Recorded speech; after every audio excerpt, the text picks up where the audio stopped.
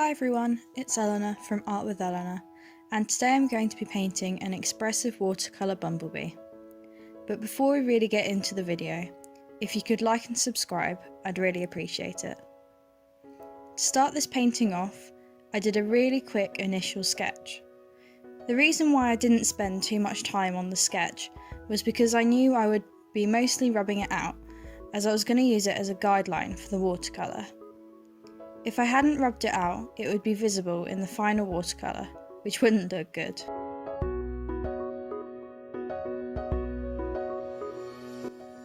For the background of this piece, I am using a technique called wet on wet, which is where I dampen the paper with clean water, then add the colour on top of that. This gives a more blurred effect, which is ideal for the background.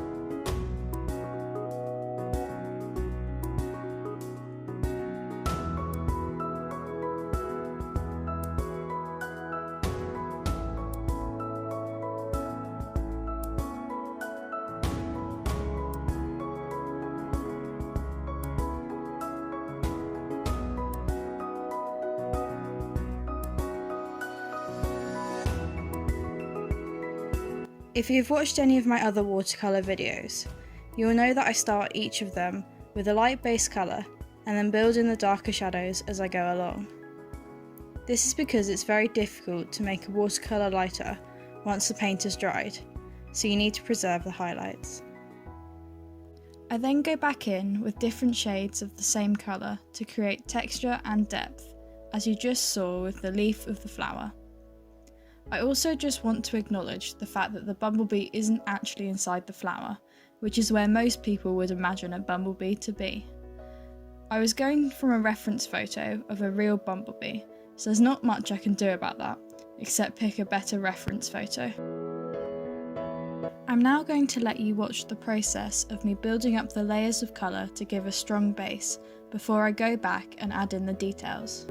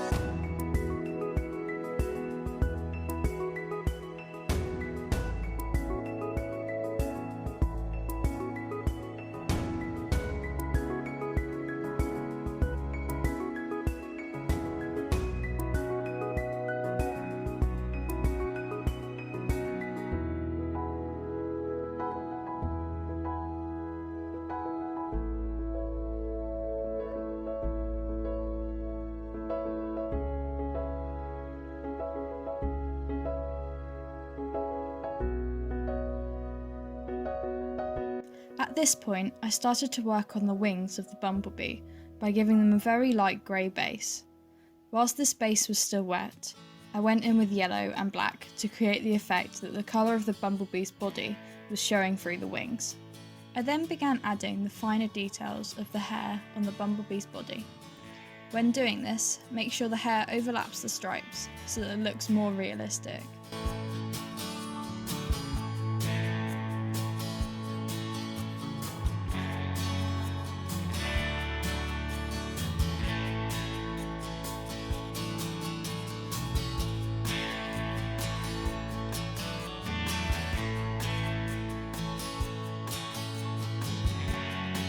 I also spent time adding in the texture of the flower using a darker pink watercolour. To outline the wings and their structure, I used a black watercolour paint. There is a thicker line on the straighter edge of the wing, and then lots of thinner lines in the middle of the wing. At this point, I felt the painting lacked energy and excitement, so I used some diluted watercolour paint to spray drops all over the painting. I really hope you guys enjoyed this video. If you did, be sure to give it a like and subscribe, And if you try this painting or any of my other art tutorials, make sure to tag me on my Instagram @artwitheleanor.